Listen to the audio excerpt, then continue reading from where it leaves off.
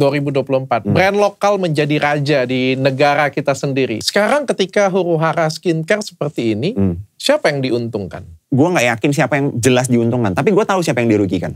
Gue sering banget ngobrol dengan pengusaha-pengusaha yang asli dari China. Mereka bilang Indonesia ini mirip banget dengan mereka 6 tahun yang lalu. Jadi mereka tinggal datang, ibarat kata mereka itu udah bisa melihat masa depan dong, karena udah terjadi di negara mereka. Sudah di SMA, kita baru lulus SD. Bener. Jadi mereka datang ke sini terapin semua. Wajarkah pengusaha menggunakan buzzer? Tidak setuju. Gue selalu percaya organik itu yang terbaik. Ternyata semua kompetitor kita itu punya divisi tim buzzer sendiri yang satu ruangan orangnya tim buzzernya semua. Masa? Iya. Sekarang kalau kita ngomongin buzzer, konotasinya itu jahat. Oke. Simple deh, gue komen positif di tempatnya Dr. Richard aja, dibayar berapa bos? Ya elah, masa gue minta 2.500 dari Dr. Richard?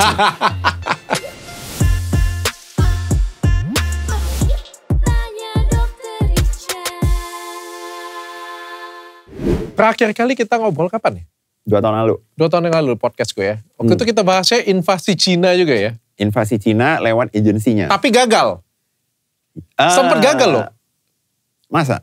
Dah, kan TikTok ditutup. TikTok Shop ditutup kan. Tapi setelah buka lagi. Kan langsung ini. Beli lokal. Oh. Bener kan? Bener. Bener kan? Keren. Sempat batal kan? Sempat menurun lah gitu kan. Brand-brand Cina semuanya tiarap semuanya kan. Go lokal. Berapa bulan tuh? Tiarapnya? Belum sampai. kita mau bahas. Ya. Kalau karena ini kayaknya mulai shifting nih pelan-pelan nih kayak gitu. Cuma kita nggak sadar nih. Kalau kemarin kita cukup sadar, Cina lagi kayak gitu kan. Tapi kita ini Cina nggak sih sebenarnya? Nggak lah, kita tetap Indonesia ya, tapi ya Cindo aja. Keturunan ya. Karena kita juga di sana nggak diterima. Dan di Indonesia mulai diterima ya. Iya. Oke. Tapi aku disclaimer dulu. Jadi ini aku mencoba untuk netral. Aku host netral. Aku mencoba nggak relate bahwa apa yang kurasakan lah. Aku coba bawa ini profesional. Kita coba analisa ini profesional supaya masyarakat bisa ngelihat dan dapat edukasi. Oke. Tapi benar ya apa yang kita ngomong tadi bahwa dulu itu sebelum TikTok Shop ditutup, kita cukup dikuasai oleh barang-barang dari China. Iya, pada saat itu karena kenaikan produk mereka itu terlalu kenceng. Dan secara belak-belakan menurut gua. Iya. Habis itu ada lagi isu yang apa kemarin brand S atau apa gitu ya. Jadi kayak naik banget gitu kan. Jadi project S, project apa gitu. Jadi ya meledak lah pada saat itu. Semua ya, sendal, baju, fashion pokoknya ya. Semua alat termasuk kayak semua lah ya, skincare juga ya. Yang kayaknya yang paling jelas terdampak itu fashion dan skincare. Kebetulan itu juga 2 kategori terbesar kan. Di TikTok, di Shopee itu kan 2 kategori terbesar yang duit perputaran uangnya paling besar. Gitu loh. Oke. Dan kalau kita lihat petanya kan jelas juga dong. Maksudnya data-data statistik per tahunnya kelihatan gitu loh. 5 tahun yang lalu top 1, top 2, top 3 masih brand lokal lah. Tapi sekarang ada di top 3 Nengger 1 aja pun kita udah bisa bahagia mungkin. Oke. Tapi di tahun 2023 ya aku nggak salah ya. Pada waktu itu TikTok Shop ditutup tuh. Iya. Gue masih ingat banget. Ditutup kurang lebih berapa bulan ya? Beberapa bulan ya. 4 bulan. 4 bulan ya. 4 bulan ya. Habis 4 bulan buka lagi. Wah kampanye luar biasa. Iya. Tapi gara-gara dia ditutup. Sampai ke platform-platform lain pun yang orange. Platform yang lain pun juga ketakutan semua nih. Iya. Tiba-tiba langsung go lokal. Dan pada saat itu sebenarnya peraturan dari mereka itu juga sangat sangat membatasi brand-brand luar ya dalam tanda kutip ya. Ya kemarin gue ingat ada salah satu peraturan itu, jadi packaging produk di TikTok itu nggak boleh ada tulisan-tulisan yang berbau-bau Mandarin gitu. Cina ya? Iya.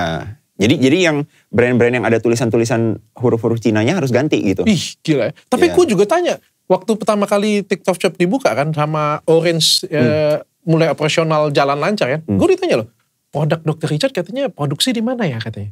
Jadi kayak ditandain kita itu. Jadi ini barangnya produksi di Indonesia nih. Orangnya Indonesia nih gitu ya. Support. Oh gitu? Iya. Tapi supportnya asli nyata gitu? Berasa? Nyata. Lu tau gak pertama kali TikTok Shop buka. Brand S yang China itu. Dia Udah kan pada tahu lah ya apa tuh ya. dia kan paling belakangan tuh live. Jadi kayak yang lain tuh dapat subsidi, dapat viewers kayak gitu. Dia punya kan dibatasin banget. Jadi setiap hari cuma kayak 100 orderan, nggak dapat iklan, pokoknya nggak dapat spot lah, nggak dapat spotlight nih. Benar kan? Benar. Sebenarnya pada saat itu ya, semua brand itu juga banyak yang dibatasin. Jadi penjualan perharinya cuma bisa 100, ntar baru pelan-pelan naik jadi 500, ya gitu lah. Kecuali produk lokal. Kecuali brand yang masih dalam tanda kutip kecil dan lokal lah. Jatuhnya, jadi bantu UMKM ya. Salah satunya gue juga pada waktu itu. Gue, Melvin, ada Vienna, Stella Sokia, Reza Gladys, dan teman-teman lah pada waktu masa itu ya. Jadi benar-benar disupport, dan yang dapat spotlight gila-gilaan sih Da Vienna sih yang gue lihat kemarin tuh. Gara-gara TikTok Shop buka kan kayaknya dapat spotlight gede kan dia kan. Dan pada saat itu brand-brand lokal itu jadi tuan rumah. Jadi ada naik gitu ya. Bukan naik lagi, gila. Naik banget. Naik banget ya. Raja di rumah sendiri. Iya. Bener kan? Benar. Gue pengen tanya dengan lu. Itu tahun 2024 ya kalau nggak salah ya. 2024 tengah lah. Iya, 2024. Brand lokal menjadi raja di negara kita sendiri. Gue pengen tanya dengan lu, pada waktu itu brand-brand China-nya ada di mana? Ranking berapa? Menurut gue sih tetap ini ya. Karena kan data itu diambil per tahun gitu. Jadi mungkin kalau yang gue lihat, kalau kita lihatnya per bulan, mungkin pada saat itu brand-brand lokal ada yang jadi nomor 1 ngalahin. Tapi kan tebakan gue nih kalau sekarang sih nomor 1 balik lagi China lagi. Ya inilah, rebut-rebutan peringkat lah.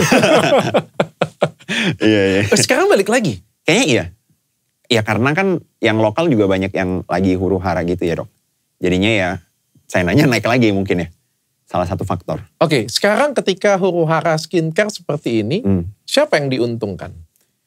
Kalau ditanya siapa yang diuntungkan, secara pasti ya, itu gue gak yakin siapa yang jelas diuntungkan. Tapi gue tahu siapa yang dirugikan. Itu kepercayaan terhadap brand lokal sendiri. Menurut gue ya dok, itu yang jadi korban. Oke, gitu gue pura-pura kaget aja. Iya. Kaget banget. Seperti itu ya? Waduh, ekspresinya mantap. Iya, jadi kayak gini loh. Karena huru hara itu, jadi orang nganggapnya, gue yakin gak sih beli skincare lokal? Apa gue sekalian ngambil yang dari luaran aja gitu loh. Soalnya lokal katanya banyak yang mainin, lokal katanya banyak yang overclaim gitu kan. Kenapa nggak kita pakai skincare luar negeri saja? Iya, ya maksudnya sengaja ataupun tidak disengaja pasti itu yang kita terjadi. Sebagai customer itu mikirnya ke sana. Oke. Gitu kalau nggak, gue nggak tahu nih siapa yang benar nih. Lu yang benar katanya, udahlah, nggak usah dipakai dulu. Benar. Pakai yang ini aja. Dan yang disayangkan itu, yang kasihan itu adalah brand-brand lokal yang ibarat kata mereka benar gitu loh. Kebayang gak sih? Kan banyak brand lokal itu benar ya. Dan ya menurut gua mereka lah yang dirugikan. Seperti yang kita tahu kan, kayak kita ambil contoh sekarang yang bisa bertengger bersaing dengan brand China sekarang ya. Mungkin yang di grupnya Paragon, Wardah dan lain-lain.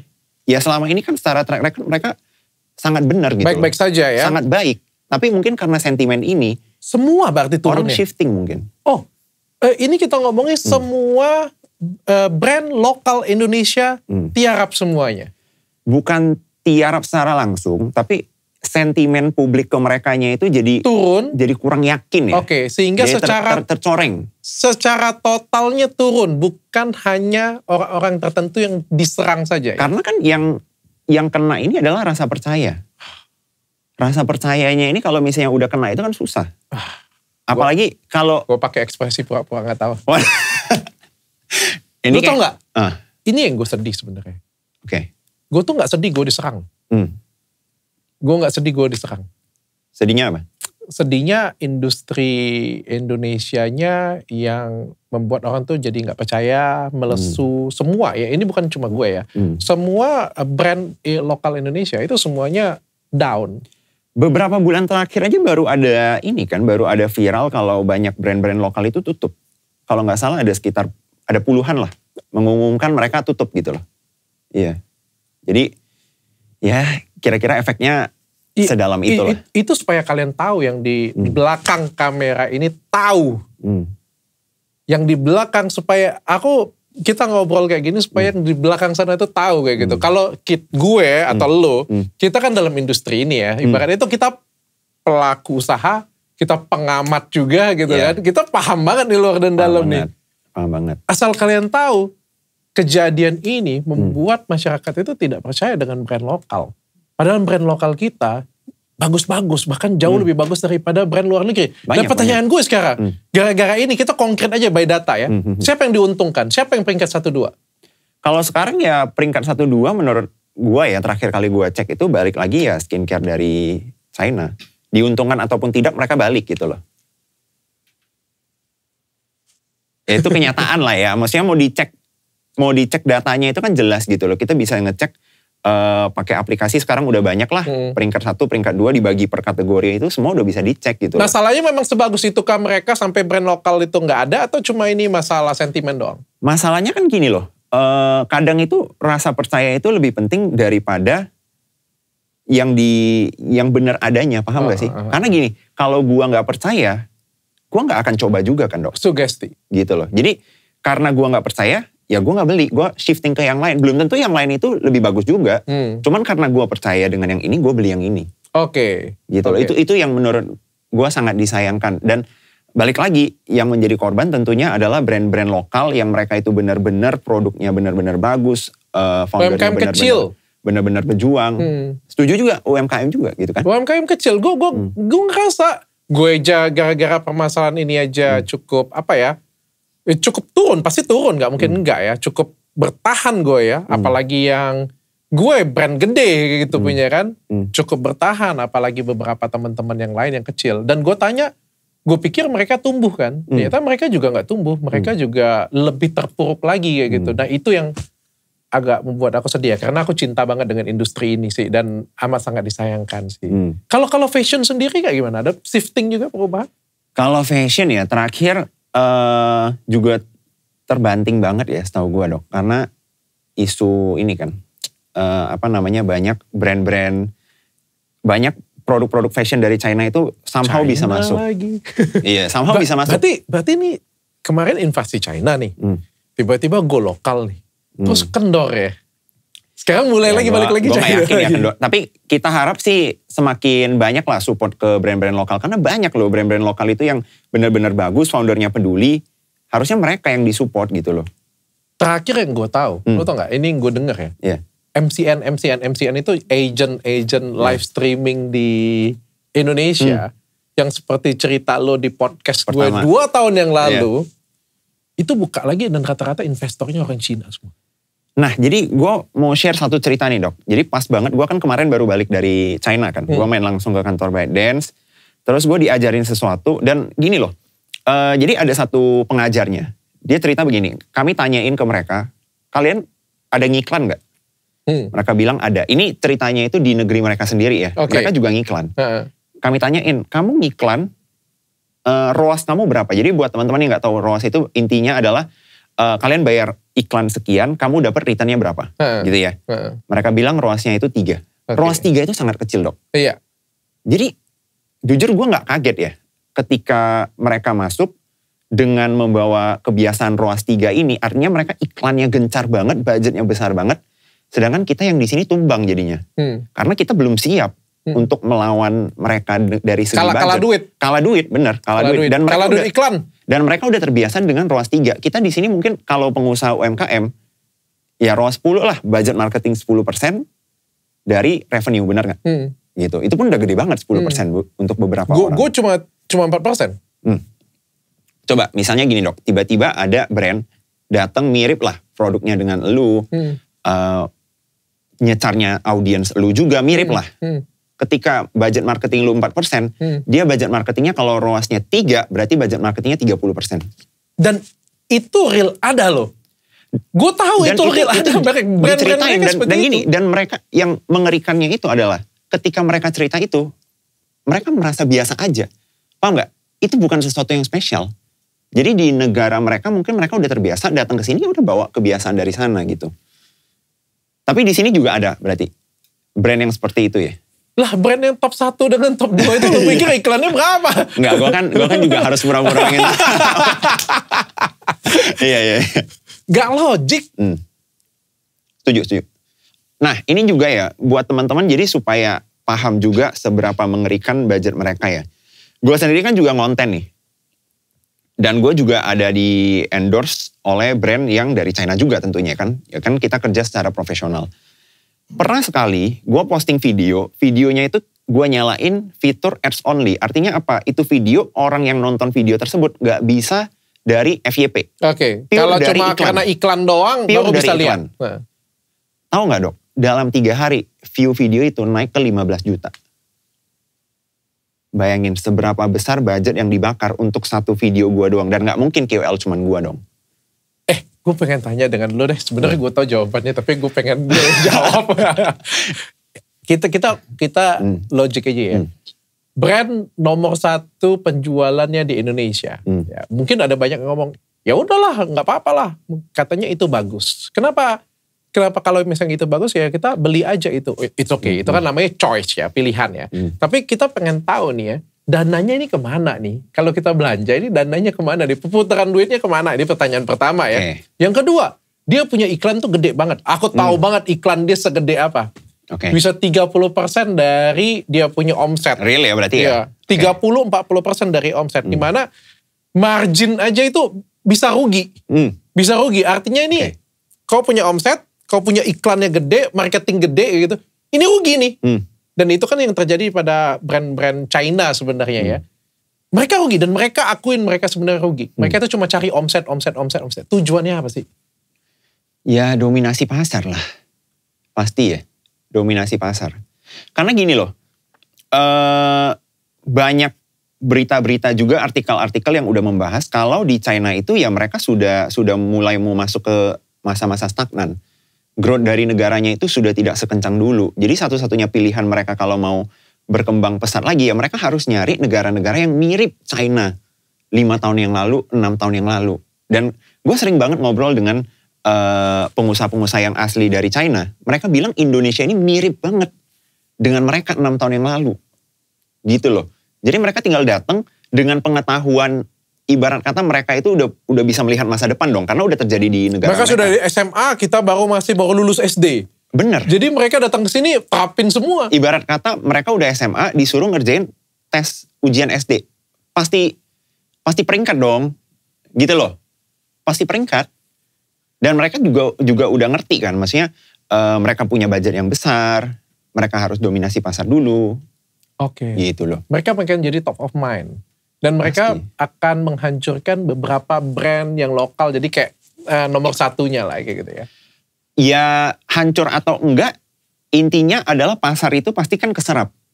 Gitu loh. Karena jumlah budget orang untuk belanja skincare itu kan bukannya tidak terbatas dong. Ada pasarnya.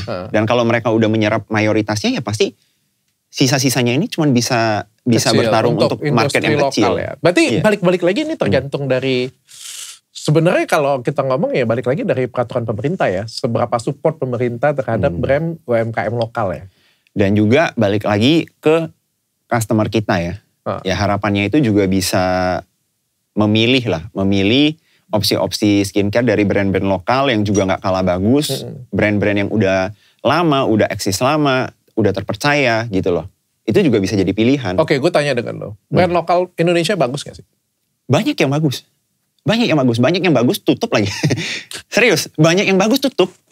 Itu yang gue lumayan sedih dan sesalkan ya.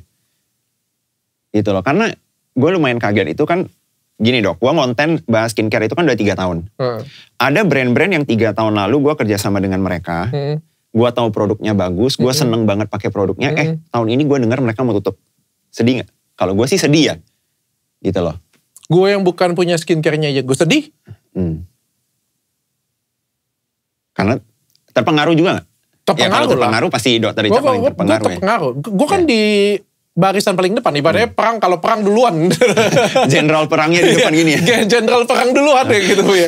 Jadi pasti pengaruh lah ke gue. Coba ya sekali lagi gue bilang bukan yang gue sedih itu bukan gue sih. Karena gue mampu bertahan. Karena gue yakin dengan kualitasnya gue. Dan selama ini kan gue investasinya pada kualitas ya. Pada mutu dan kualitas. Jadi gue gak pernah khawatir sedikit pun tentang itu.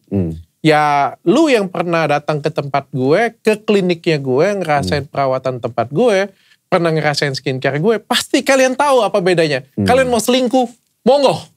Kasar ngomongnya kayak gitu deh. Lu gak mau pakai skincare gue karena takut, gak apa-apa, pindah aja dulu. Nanti kalian juga tahu nanti seenak apa sebagus itu. Saking sesombong itu karena aku yakin dengan kualitasku. Nanti kalian juga akan ngerasa, oh iya ya, lepas dari punyanya skincare Dr. Richard gak ada ketergantungan. Giliran aku pakai yang kayak gini punya merah, giliran pakai ini.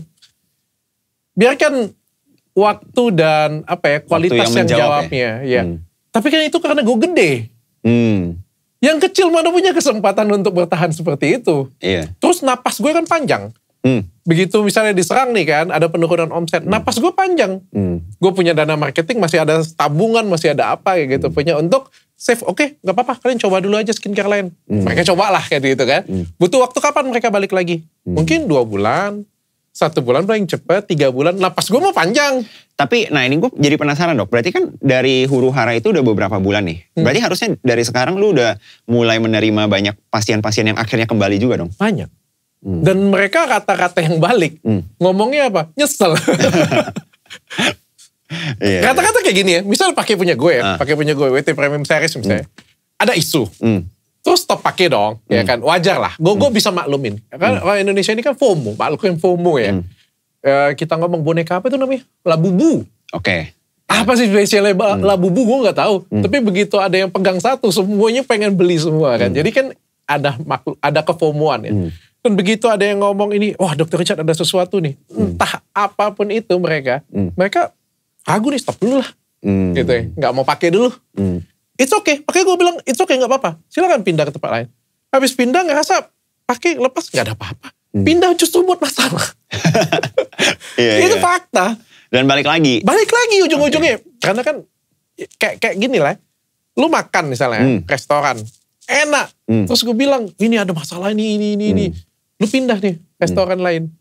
Terus kalau lu pindah gak enak, lu balik lagi gak restoran lama? Balik lagi. Kalau memang yang lain belum nemu yang penggantinya ya. Rasa itu tak bisa bohong, Leo. Itu dia. Apalagi rasa dan efek langsung di muka gitu ya. Iya. Jadi makanya gue pede. Anak buah gue misalnya kayak gitu ya. Di klinik misalnya. Wah pasien menurun nih dok, katanya kan. Tapi mereka sendiri pede bahwa kita dibandingkan dengan klinik lain lebih bagus kok. Tempat lebih bagus, pelayanan lebih bagus. Kenapa? Ya udah biarin aja. Ini kan waktu masih lagi FOMO ya. Ada time untuk balik lagi. Tapi yang gue lihat ini agak cukup mengerikan. Gue pengen tanya dengan lu deh. Lu percaya gak buzzer itu ada? Ya percaya dong. Buzzer itu ada. Penonton di sini semua juga yakin lah buzzer itu ada, dari buzzer politik, buzzer apapun lah buzzer, jenis buzzer. Bahkan di marketing aja ada yang namanya buzz marketing. Gue pura-pura ada tau dari muka gue di muka pura-pura gak tahu dulu nih. Buzzer itu. Kaget. Iya, kaget gue. Gue belum pernah dengar loh buzzer. Ada, buzzer itu ada. Ya? Ada. Berapa sih bayaran buzzer? Buzzer itu bisa apa aja buzzer? Jadi gini, sebenarnya kalau dari pengertian itu buzz itu kan datang dari suara lebah. Jadi ini maksudnya gue jelasin dulu ya.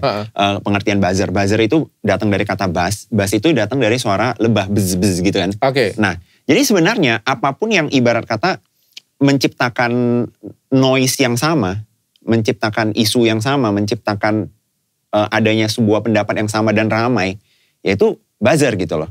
Mungkin bisa dibilang gue sebagai KOL somehow adalah buzzer untuk brand tertentu. Gue sebagai content creator adalah buzzer untuk gue sendiri.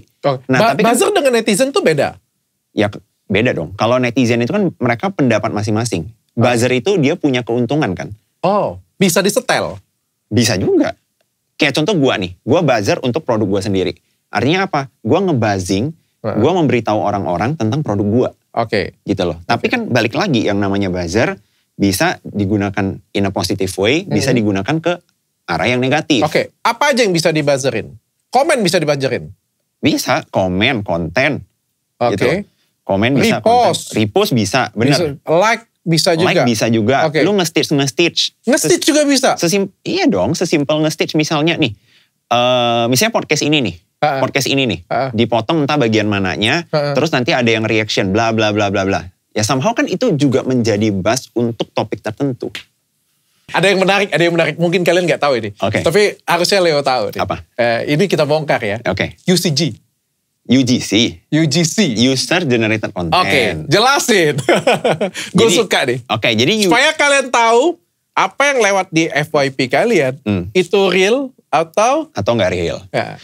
Nah, sebenarnya yang unik dari UGC ini, jadi UGC ini sebenarnya itu awalnya kan namanya User Generated Content. Jadi awalnya itu adalah gue sebagai user, gue sebagai pengguna orang biasa bikin konten natural pendapat gue. Jadi kontennya itu biasanya bukan yang banyak editan gitu loh, natural. Tapi karena orang tahu sekarang itu tren UGC lagi naik, orang itu bikin konten seakan-akan UGC. Paham nggak? Dengan jumlah yang banyak. Paham nggak? Nah kira-kira seperti itu. Jadi itulah UGC. Gak ngerti mereka masih. Ini contoh. Misalnya nih ya. Kalau gue sih ngerti. Misalnya nih, gue nonton podcastnya Dr. Richard. Wih, podcastnya Dr. Richard ini menarik nih, edukatif nih. Terus gue bikin nih video gue sendiri gitu ya. Guys, kalian wajib nonton podcastnya Dr. Richard karena menarik, edukatif, gue suka banget, bla bla bla. Itu UGC gue sendiri. Tapi gue bisa dong bayar orang, lu coba dong bikin yang kayak gituan. Gue bayar 1.000 orang, bikin konten yang sama. Yaitu artinya UGC-nya dimanfaatin menjadi sebenarnya endorsement yang seakan-akan UGC gitu loh. Jadi orang swipe kan, ini Leo ngomongin podcast Dr. Richard, lewat lagi kan. Lewat lagi orang lain. Lewat lagi orang lain nih. Apa nih kontennya Dr. Richard? Iya. Aku penasaran nih kesana nih. Iya. Dan UGC itu bedanya itu adalah mereka biasanya tidak menggunakan nama besar. Tapi menggunakan orang-orang biasa. Followers kecil. Tapi banyak jumlahnya. Bener. Dan kadang-kadang bukan dalam bentuk video, kadang-kadang itu dalam bentuk tulisan. Bisa juga. Jadi kalau misalnya kalian nge-swipe nih ya, bilang ya, misalnya kayak, bilang ya, wah podcast Dr. Richard ini memberikan banyak manfaat contohnya gitu ya. Banyak yang benci tapi aku senang sekali misalnya seperti itu ya. Yang pertama tuh. Itu pertama. Nge-swipe lagi kan, muncul lagi dengan narasi yang kurang lebih mirip. Sama. Iya. Tapi kata-katanya beda. Iya. Itu yang namanya UGC UGC ya. Bukan UCG ya. User Generated Content, UGC ya. Kayak misalnya nih, akhir-akhir yang kemarin nih ya, tiba-tiba akhir-akhir kemarin nih, itu membentuk opini loh. Pasti, karena semua opini kita itu kan dibentuk berdasarkan informasi yang kita terima. Gitu loh. Makanya di FYP sendiri, di TikTok sendiri, tercipta yang namanya echo chamber. Gua punya pendapat A. Gue akan disuguhkan dengan konten-konten yang sesuai dengan pendapat gue. Oke. Gitu dong. Jadi akhirnya tercipta sebuah opini gitu loh. Oke. Contohnya kayak kemarin nih kasus NM ya misalnya ya, kasus NM ya. Pemerasan atau penyogokan. Itu bisa loh kita bayar UCG atau apa ya. UGC ya. Kita bayar UGC. Buzzer lah jatuhnya buzzer. Buzzer ya. Dalam bentuk tulisan. Dan itu banyak banget. Kalau kalian sadar, kalian nge-swipe lah. Banyak banget tuh dalam bentuk pemandangan, cuma ada tulisan doang gitu kan. Nah itu. Tapi rame. Kayak suaranya itu satu sama gitu punya. Nah kalian tebak lah, mungkin yang pihak mana gue gak tahu ya. Kalau pihak mana ya. Gue gak ikut-ikut ya. Tapi karena gue sadar, gue tahu nih. Ini agensi nih. Ya jadi ya sebenarnya semua bisa digituin lah dok. Semua bisa digituin. Berarti gak sehat dong media sosial? Ya namanya apapun itu ya ada yang gak sehat, ada yang sehat, ada yang gak sehat. Tergantung cara penggunaannya kan. Kayak skincare lu bagus. Tapi kalau gue minum juga gak sehat. Nah maksudnya kayak gini ya. Kalau semuanya ini bisa dibuzzerin, semuanya ini bisa disetting, ada yang namanya UGC juga. Berarti kan yang kita lihat ini belum tentu real dong. Kayak misalnya orang ngomongin gue ganteng misalnya kayak gitu punya. Gue bayar lah, gue ada duit nih. Gue bayar 100.000 UGC ngomongin gue ganteng kayak gitu. Padahal kagak. Iya. Kayak simpelnya gini, gue ambil balik, coba kebalikannya. Misalnya kemarin yang kasus lu nih pas banget yang kamera wartawan. Sebenarnya kan lu gak yang separah itu nih. Maksudnya gue lihat kan gak separah itu juga kan. Tapi karena banyak yang naikin ini. Seakan-akan image Dr. Richard itu kayak jelek banget. Padahal kan gak begitu juga gitu loh. Jadi makhluk yang FOMO ya kita ngeliat. Jadi kayak orang lihat pendapat yang paling banyak, gue ikut ke sana. Ya namanya kita kan manusia itu kecenderungannya itu merasa yang banyak yang benar. Yang banyak yang benar. Yang banyak yang benar, walaupun belum tentu. Oke, berarti nggak sehat dong. Berarti ini kan bisa, kalau misalnya orang ada duit itu bisa disetting. Bisa. Makanya sebagai netizen itu juga wajib bisa memiliki pendirian dan menilai secara objektif mana yang benar. Dan ibarat kata gini loh, coba kalian selalu pertanyakan deh. Orang itu kalau mau muncul di depan kamera, mereka pasti ada agendanya. Pasti. Gue muncul di TikTok, gue ada agenda. Naikin nama gue, jualan produk. Dokter Richard juga seperti itu gitu loh, jualan produk. Tapi ada orang agendanya itu bisa saja mau merugikan orang lain. Oke. Dan kalian harus lihat, kadang orang-orang seperti itu tidak akan menunjukkan secara belak-belakan mereka mau menyakiti orang lain kan. Oke. Gak mungkin dia bilang, aku pengen nyakitin lo kayak gitu ya. Gak mungkin. Oke. Gitu loh. Pakai kedok lah ya kita bisa bilang ya. Serigala berburu domba lah. Buzzer tuh bayar berapa? Buzzer komentar. Kalau kemarin ya, gue nggak pernah pakai. Cuman gue pernah lihat screenshotan yang lewat di TikTok. Kan katanya ada beberapa sosok lah menggunakan jasa buzzer. Terus ada screenshotannya. Kemarin sih gue lihat rangingnya itu Rp500 sampai Rp2.500 ya. 2.500, oke. 500 sampai 2.500, oke. Itu komen. Pertanyaannya, wajarkah orang pengusaha menggunakan buzzer? Menurut gue ya, kalau gue tidak setuju. Kenapa? Karena gue selalu percaya organik itu yang terbaik. Kalau gue bisa menciptakan ibarat kata apa, sosok ataupun image yang baik dan memang benar, audiens gue bakal willingly jadi buzzer gue. Dan itulah UGC sebenarnya. Oke. Itulah UGC sebenarnya. Gue setuju. Habis kejadian di bulan Oktober, November, gue banyak belajar dari lihat teman-teman yang lain. Ternyata semua kompetitor kita, semuanya punya buzzer sendiri. Bahkan mereka punya tim buzzer sendiri. Tim buzzer? Iya, tim buzzer itu menjadi kebutuhan dalam perusahaan sekarang. Tapi menurut lu udah jadi kebutuhan dong? Karena gini, gue pikir kagak. Gue jadi kaget nih. Jadi waktunya gue belajar kan. Ini gue kan belum punya nih. Gue perlu punya nggak dok? Lah, lu juga punya. Lu juga lakuin, tapi lu lakuin sendiri. Iya, lu gue lakuin sendiri. Lu kan... Iya. Bener. Gue jelasin gak? Jelasin. Jadi gini, penjelasannya itu adalah gue kan punya podcast juga nih teman-teman. Jadi podcastnya itu tentunya clippingannya itu gue potong-potong sendiri untuk gue naikin di TikTok. Iya, nah, jadi dilihat ada platform-platform yang sering posting podcast kayak gitu, lu bayar, lu masukin kan. Itu untuk merintis podcastnya supaya orang tahu nih, ada podcastnya namanya Leo. Karena kan baru merintis dong, kan. Kalau kayak gue kan podcastnya sudah natural. Kayak Dedi kan natural kan. Kayak Densu kan, apapun yang dia posting juga pasti akan dipotong orang kan. Ya gitu kan. Misalnya kayak video gue nih, podcast nih. Banyak banget dipotong orang, tanpa gue potong pun sudah dipotong orang juga. Apalagi kalau yang viral kayak gitu, banyak potong orang. Itu kan kelebihan orang yang sudah punya nama. Tapi kan ada yang baru-baru kan, potong sendiri, kirim sendiri kan. Bener. Artinya kan lu ngebuzzerin sendiri punya lu kan. Bener juga. Gue baru notice ternyata selama ini gue ngejalanin juga. Iya kan? Iya. Nah sekarang di dalam perusahaan yang lakukan itu ada divisinya bro. Terus sudah lu buzzerin, lu potong nih video lo ya. Misalnya video lo kan bukan usaha nih kan. Gak jualan kan lo kan. Lo kan cuma cari engagement kan. Cari engagement. Lo bayangin. Anggap yang lo video tadi itu adalah jualan. Ada yang potongin. Ada yang kirim ke orang-orang sudah diposting. Terus ada timnya satu lagi buat komentar. Berarti komentarnya gak real?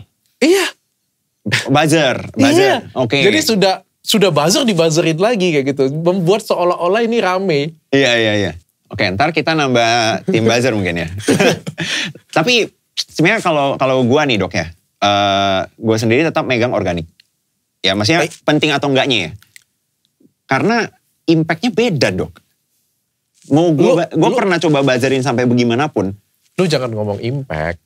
Buzzer itu nggak ada impact ke sales pak. Kalau gue jual, gini gue ngomong, gue nggak pakai buzzer. Dikit yang komen, tetap ada yang check out. Karena gue organik. Paham ya. Tapi kan gue kan brand lama ya. Tapi kan brand baru gak bisa kayak gitu. Dia buzzerin dulu luar biasa. Apakah itu jadi sales? Tidak. Tapi buzzer itu kan mengarahkan opini orang. Dan buzzer-buzzer itu yang membuat orang tuh jadi pelan-pelan melirik. Dan akhirnya jadi sales. Jadi perlu waktu, nggak langsung convert jadi sales. Tidak, karena tidak organik. Iya. Tapi itu jadi kebutuhan. Tapi kalau misalnya arahnya begitu, bukannya malah makin memperkeruh, tidak sehatkan kondisi sosial media sekarang dong? Nah, justru itu. Justru itu gue pengen tanya lo, kayak gimana caranya brand-brand kecil atau yang punya dana terbatas nih bisa mampu bersaing. Karena kalau kayak gini kan prinsipnya akan jadi kapitalis ya. Iya. Siapa yang punya duit dia yang akan berkuasa ya. Benar. Kayak gimana jadi brand kecil bisa bersaing? Kalau dari gua untuk sekarang ningkatin trust secara organik itu pasti. Dan balik lagi gini dok. Kalau misal balik lagi ke UGC awal ya. UGC awal. Kalau memang produk kita bagus, value kita nyampe ke mereka bagus, aktivasi kita itu adalah mereka akan jadi dalam tanda kutip buzzernya kita. Dan itu adalah real customernya kita. Iya, tapi susah. Susah pasti. Pasti. Butuh waktu susah. Butuh waktu. Gue habis waktu banyak banget di sana dok. Karena gue ada buzzer untuk podcast, clipping, tapi gue gak mau pakai buzzer itu untuk gue jualan. Oke. Karena ya itu prinsip sendiri aja ya. Nah terus, tapi apa yang gue lakukan supaya gue ada dalam tanda kutip buzzer yang memang UGC. Customer-customer gue yang memang udah beli produk, itu gue kontekin. Oke, minta tolong dia kontenin. Kamu merasa bagus gak? Kamu mau kontenin gak? Kasih review dong. Kasih review dong. Gue kasih additional misalnya komisi affiliate tambahan 5%. Dan mereka ya kalau happy ya pasti melakukan itu. Oke. Gitu loh. Organik ya? Organik ya. Dan gue juga sampai bikin komunitas, isinya tiap kali gue posting, silahkan yang mau komen-komen. Artinya dibangun pelan-pelan. Dibangun pelan-pelan. Oke. Ya, selain itu lo tau gak ada buzzer yang lain juga? Buzzer offline. Lu pernah yang gak ada? Yang ngantri. Iya. Itu gue tahu ada tuh. Tahu gak? Tahu. Jadi biar kelihatan, wih grand opening, ngantri. Iya. Oke. Kalau kalian lihat di story orang kayak gitu ya, ada yang bikin booth kayak gitu kan. Gue tuh bingung ya. Gila, Athena brand gue segede ini kan. Gue gak pernah bikin booth orang sampai ngantri kayak ngantri sembako. Apa brand gue kalah gede ya dengan orang gitu. Tapi brand orang lain itu sampai kayak desek-desekan kayak gitu. Terus dia kayak ngelemparin. Siapa kalian semua yang lempar? Wah. Iya. Berarti kayak ini ya, kayak penonton hore-hore di acara-acara TV gitu ya? Iya. Mereka yang naikin. Nah, iya gitu. Dan itu tuh semuanya. Berarti sebenarnya dari dulu sebelum adanya media sosial, buzzer-buzzer itu udah dimainin. Gue tuh sejujurnya baru tahu loh, gara-gara salah satunya huru hara ini gue juga jadi belajar dan gue tuh baru tahu bahwa buzzer itu jadi bisa mempengaruhi opini. Kan orang kan kalau ngelihatnya kan booth kosong, sepi, nggak bagus nih, jelek nih. Kalau rame kan, gila rame banget itu, ada apa itu beli di situ? Iya. Jadi sama lah sama konten sekarang itu sebenarnya balik lagi kalau di TikTok ya. Ada yang namanya afiliator, ada yang namanya endorsan, KOL, yang lain-lain. Itu semua ya buzzer sebenarnya. Gue tanya, kalau KOL itu buzzer bukan? Jadi Pak, kalau mau ditelusuri sampai arti utamanya, semua yang menciptakan buzz itu buzzer. Semua yang menciptakan buzz itu buzzer. Balik lagi, KOL sendiri kan ada yang bisa diarahkan ke yang positif, ada yang bisa diarahkan ke yang negatif. Kalau positif, contoh nih, Leo, lu cobain dong produk gua. Kalau bagus, ntar lu review ya, lu review ya. Tolong review jujur, terserah lo mau bilang apa. Itu bukan buzzer. Itu buzzer, tapi ke arah positif. Enggak lah. Karena gue KOL. Kalau gue kasih lo misalnya, Leo tolong dong lo. Ya jatuhnya UGC. Enggak lah. Kalau menurut gue sih, kalau gue gak atur ya, tolong dong bantu review kayak gitu punya. Terus lo review. Entah lo review bagus atau jelek, menurut gue itu adalah review. Itu adalah review jujur. Tapi yang namanya buzzer itu adalah, gue sudah templatein kata-kata lo. Karena buzzer ini, semua buzznya harus sama. Buzz. Hertznya harus sama. Kalau gitu mungkin bisa dibilang semua KOL yang nerima brief buzzer. Iya dong. Iya. Itu maksud gue. Iya. Yang terima brief itu buzzer. Yang terima brief itu buzzer. Tapi kalau nggak terima brief. Tapi balik lagi gini dok. Karena kenapa gue dari tadi mau mencoba menjelaskan ke teman-teman di sini. Karena gue nggak mau kalian itu jadinya menganggap semua KOL itu jahat. Karena sekarang kalau kita ngomongin buzzer, konotasinya itu jahat. Oke. Negatif itu problem yang kita lihat sekarang gitu loh. Misalnya nih, simple deh. Gue komen positif di tempatnya Dr. Richard aja. Dibayar berapa bos? Ya elah. Masa gue minta 2.500 dari Dr. Richard? Yang bener aja gitu loh. Nanti klaim ke accounting. Iya. Yang bener aja. Mas, kemarin gue komen loh. Iya, Gue iya, komen semangat dok misalnya kan. Lu dibayar berapa bang? Buset dah. Waktu gue lagi ada masalah ya. Iya, apalagi gue centang biru, gak bisa 2.500, lebih mahal tuh. Cuman maksud gue gini, kenapa dari tadi gue jelasin supaya teman-teman di sini gak menganggap semua KOL itu juga konotasinya buruk. Dan sebenarnya gak semua buzzer itu konotasinya buruk juga. Tergantung, balik lagi brief tadi kan. Oke, tergantung brief. Ada brief yang bisa kamu promosiin produkku ya. Ada brief yang bisa black campaign. Nah. Itu ada ya? Black campaign ada. Ada, jadi dulu itu ada KOL yang mau dibayar untuk menjatuhkan orang lain. Simpel. Kan baru ketahuan yang review makanan. Nah kita kan gak usah lari kemana-mana. Maksudnya udah jelas loh. Udah jelas loh.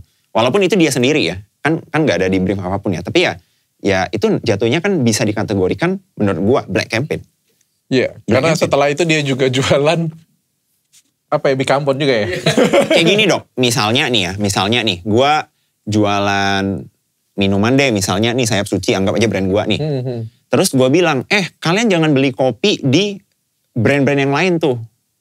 Brand-brand di sana misalnya kopinya itu bermasalah, ngambil kopi bekas. Kafeinnya sangat-sangat rendah kualitasnya. Kopinya itu ngambil kopi-kopi bekas, di roasting ulang, sedangkan kami ngambilnya yang ini. Nah itu viral. Black campaign. Viral. Black campaign. Enggak, review. Kalau benar. Ya review kan. Minggu depannya, selamat ya Leo, opening ini ya, kopi terbaru ya. Ini kayaknya itu black campaign. Kayaknya Dr. Richard pengalaman kena black campaign. Iya. Abis ngomong, abis itu dia jualan dengan apa ya, produk yang sama. Itu ya one of the black campaign lah ya. Tapi gue kaget sih. Ya memang agak susah membedakan antara review jujur, review benar-benar dengan black campaign ya. Memang agak susah ya. Tapi kalau misalnya, nah ini gue nanya balik ke lu ya dok. Maksudnya kan lu juga ngonten review-review barang itu juga udah lama. Terus dari dulu juga nge-review produk-produk. Gimana lu membatasi diri dari, gue gak, ini batas gue supaya gue gak jatuhnya black campaign. Karena gue yakin lu pasti punya prinsip kesana kan. Pertama gue jarang banget review sebenarnya. Walaupun gue dikenal sebagai ya mungkin sering banget reviewer, raja review. Sebenarnya gue gak sesering itu. Gak semua konten gue review kan. Dulu awal-awal masuk kan gue review terus. Tapi gue sadar bahwa review ini gak bagus. Dalam lubuk hati gue yang terdalam ya. Gue sadar sih. Tapi ini adalah salah satu jalan mungkin juga untuk kasih edukasi ke masyarakat. Untuk dikenal masyarakat juga, gue nggak mau munafik lah ya. Itu salah satu ya. Tapi gue juga nggak mungkin lakukan ini terus menerus. Otak gue berkata seperti itu ya. Karena berapa banyak yang bisa gue review, habis juga kok suatu hari nanti kayak gitu kan.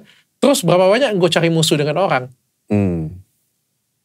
Pada akhirnya gue juga harus mencari konten-konten gue yang baru supaya gue bisa hidup. Dan akhirnya kalau kayak sekarang gue tanpa review pun gue bisa konten kok, bisa jalan kok. Media sosial gue jalan kok kayak gitu. YouTube gue gak ada review lagi. 5 produk berbahaya. Banyak juga viewersnya gitu kan. Artinya gue shifting kan pelan-pelan kan. Nah dari situ sih. Dan gue ngerasa memang nge-review ini kan subjektif ya. Ketika lu nge-review sesuatu itu, apalagi itu jelek, apapun itu kan lu ngelukain orang. Ini sekarang ini banget ya, wise banget jawabannya. Enggak, memang dan gak boleh sembarangan. Kalau aku nge-review negatif ke suatu produk, itu harus gue pastikan itu benar-benar negatif. Dan negatifnya itu parah. Misal kayak gini, gue bisa gak nge-review lu negatif? Bisa dong. Emang lu gak ada sisi negatifnya? Pasti ada. Pasti ada dong. Pasti ada. Lu cari di dunia ini, manusia yang gak punya sisi negatifnya. Ada gak? Gak ada. Berarti semuanya bisa gue review dong? Pasti. Gue bisa cari salahnya semua? Pasti. Kalau gue review positif, lu bisa gak? Bisa juga. Ada gak orang di dunia ini gak ada sisi positifnya sama sekali? Nggak, harusnya gak ada ya. Meskipun pembunuh berdarah dingin sudah 14 kali membunuh. Pasti ada sisi positifnya. Berarti kan ini kan tinggal tergantung feeling gue. Yang bahaya itu bro, yang berbahaya itu. Misalnya nih ya, gue bilang ya, gue nge-review Monster. Gue cuma nge-review monster doang, artinya manusia kagak. Yang jahat doang, monster atau iblis gue bilang. Oke. Monster atau iblis gue review. Sekarang gue bilang, kalau misalnya gue salah review dia, tetap dia jahat gak? Kalau salah review? Ya, gue salah review nih. Oke. Ini iblis. Ini iblis ya. Ini iblis ya. Iya. Iblis itu konotasinya negatif dong. Iya. Ya kan. Iya. Ya. Tapi Gue lu salah review. Gue salah review. Pertanyaan gue. Dia tetap negatif gak? Tetap negatif dong. Kalau dia memang aslinya iblis, iya. Iya. Kayak misalnya gue bilang narkoba. Ada gak yang ngomongin di sini narkoba itu benar? Gak ada. Gak ada. Berarti kalau misalnya gue ngomong narkoba itu gue salah reviewnya. Tetap narkoba. Tetap narkoba. Iya. Dan itu tetap salah. Iya. Dan gak ada masalah ke gue. Ya salah lu dong. Ya bukan, gak ada salah ke gue itu, gue salah ngomong juga gak apa-apa dong, kayak gitu punya. Salah dikit-dikit juga it's okay. Ya tergantung, balik lagi penonton ya. Iya, misalnya makanya gue bilang, misalnya kayak iblis kayak gitu. Jelas iblis nih sudah jelas sih. Gue salah nih reviewnya nih, tapi kan dia tetap iblis kan. Okay. Tapi kalau gue salah review manusia, ini kan zolim. Ini kan fitnah jadinya. Dan ini dosa. Dan apa yang gue lakukan ke lo, itu kan pengaruhnya bisa ke masa depan lo. Ya. Benar gak? Setuju. Ya kalau gue salah nih ya, gue bilang, Leo tuh ternyata istrinya 2. Shit, salah 3 ternyata. Iya. Kan ada 2. Kalau nggak nama dia tercoreng, kalau nggak dia merasa direndahkan. Iya. Iya kan? Iya. Cuma kalau misalnya iblis gue bilang kayak gitu, nggak ngaruh juga kan. Nah, ini kan justru sebenarnya berbahaya. Makanya gue milih brand itu yang benar-benar hitam. Benar-benar devil. Benar-benar iblis. Dan gue nggak bisa milih yang benar-benar yang manusia. Yang setengah-setengah. Karena yang manusia, ada baik buruknya. Ya, manusia ini baik buruknya. Karena gue bisa pilih bos. Kalau gue pilih bagus dia jadi bagus. Gue pilih jelek dia jadi jelek. Karena juga lu punya power untuk mempengaruhi banyak orang untuk percaya apa yang lu ucapkan juga kan. Lu punya brand. Ya. Ada berapa brand lu? 50 misalnya. 50 item. Lu yakin 50 itemnya itu sempurna? Enggak. Gue yakin 50-50-nya gak sempurna. Kalau gue ketemu 1 aja. Gue goreng punya lo. Yeah. 1 aja gue ketemu. Dari 50, 49-nya gak gue bacain. 1 itu doang gue bacain. Dalam hati lu, kalau itu viral dan jelek lo, dalam hati lu bilang apa? Ya, kesel ya. Bangke. Tapi ya itu ya kendala sekarang itu mungkin karena kita juga di sosial media dan ini ranah yang baru dan apa ya, kayak hukumnya itu masih yang apa yang benar, apa yang salah, siapa yang buzzer, siapa yang bukan buzzer. Kayak misalnya ada satu lagi nih, ini contoh ya, ada penjual skincare, dia jual hidroquinone 6%. Oke. Yang katanya kemarin narik semua skincare-nya terus dia bakar katanya kan, dia tarik katanya kan. Hidroquinone 6,9%, salah satu yang paling tinggi. Oke. Jelek dong? Iya. Jelek dong? Iya. Tapi kan tetap manusia dong. Kita tinggal cari sisi positif dia apa. Dapat nih sisi positifnya nih. Mau bertobat. Mau narik barang. Mau bertanggung jawab. Menyala deh. Berarti ini tergantung kita mau ngangkat di sisi mana. Kita coba cari sisi positif dari Dr. Richard. Tapi balik lagi nih dok. Maksudnya ini gue cerita aja lah ya. Mungkin kalau ada yang nganggap gue buzzer, ini podcast gue dibayar sama Dr. Richard 2.500 juga gak apa-apa lah. Tapi gue sedikit sharing aja gitu loh. Gue setuju dengan orang itu ada sisi baik dan sisi buruknya. Dan kita gak bisa ngejar seorang hanya karena satu kali kita kelihatan lah sisi buruknya. Balik lagi Dr. Richard ini, ya gue akui podcast 2 tahun yang lalu, impactnya sangat besar di gue. Dan kalau gue aja merasakan itu, mungkin ada ratusan orang lain, ribuan orang lain yang juga merasakan itu. Yang gue gak lihat gitu loh. Dan mungkin netizen gak lihat. Dan sebelum gue ceritain ini juga, kalian kan gak tahu gitu loh. Peran Dr. Richard ke gue itu sebesar apa. Gitu. Jadi buat teman-teman di sini, Dr. Richard ini ya orang pertama gitu yang mau ngajak anak dari Medan ini untuk datang ke Jakarta, terus dikasih saran-saran untuk berkembang dan lain-lain. Kalau dulu mas siapa yang mau peduli dengan si Leo? Karena lu juga ada talent lah. Ya, I mean gini. Jadi buat teman-teman di sini gue yakin sebenarnya banyak kebaikan-kebaikan Dr. Richard yang juga karena nggak diceritakan, karena nggak dibuzzerin, mungkin. Iya ya, terlalu organik. Jadi apa gue harus bikin divisi buzzer ya? Divisi buzzer baik gitu ya. Iya. Jadi ya kalian nggak tahu gitu. Tapi kalau gue cukup gue sendiri yang merasakan, dan itulah penilaian gue terhadap Dr. Richard dan pendapat gue terhadap Dr. Richard gitu loh. Oke, terima kasih Leo. Tapi pertanyaan terakhir di gue, setelah kita ngobrol sekian banyak kayak gini punya, artinya kan hampir setiap divisi usaha sekarang ini punya digital marketing. Setuju. Dulu nggak punya. Dulu kan cuma punya namanya marketing doang. Sekarang itu ada muncul namanya digital marketing. Salah satunya adalah buzzer, gimmick, dan lain sebagainya. Apakah semua usaha itu harus punya buzzer sekarang? Menurut gua kalau misalnya buzzer itu kalau tidak diarahkan ke menjatuhkan orang lain, tidak diarahkan ke merugikan orang lain, dan ibarat kata tujuannya itu hanya untuk mempromosikan, balik lagi mempromosikan diri sendiri. Ya it's okay gitu loh. It's okay. Mirip banget seperti oke nggak misalnya gua mau pembukaan restoran nih di jalan A gitu ya. Terus di sekitaran jalan A gua siapin tim untuk bagiin flyer. Itu kan sebenarnya buzzer, memberikan informasi yang sama juga kalau kita mau anggap seperti itu ya. Tapi balik lagi, boleh nggak kalau misalnya si orang ini, tim gue ini, gue suruh bagikan flyer, mengumumkan kalau restoran lawan itu jelek. Ya nggak boleh. Gitu loh. Jadi butuh atau nggak butuh, ya butuh. Tapi pastikan arahnya ke yang positif. Kesehat ya? Sehat. Makin lama makin nggak sehat. Makin lama orang-orang ya ini ya, arahnya itu makin... apa ya, karena mungkin karena ngelihat orang lain, toh dia juga gitu, toh dia juga gitu, toh dia juga gitu. Iya, oke. Tips sebagai netizen, kita harus bagaimana nih untuk melihat kekacauan media sosial zaman sekarang? Tips sebagai netizen itu gini, menurut gua, selalu punya pendapat kalian secara objektif. Setuju gua. Selalu menilai dan selalu coba pikirkan apa intensi dari seseorang membicarakan sesuatu gitu loh. Misalnya, ada orang mau menjatuhkan Dr. Richard. Kenapa? Ada orang yang mau meninggikan Dr. Richard. Kenapa?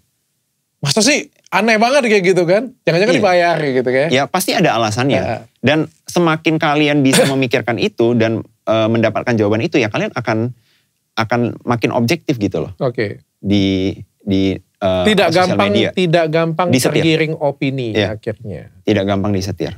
Dan akhirnya tidak mudah untuk dimanfaatin oleh orang lain.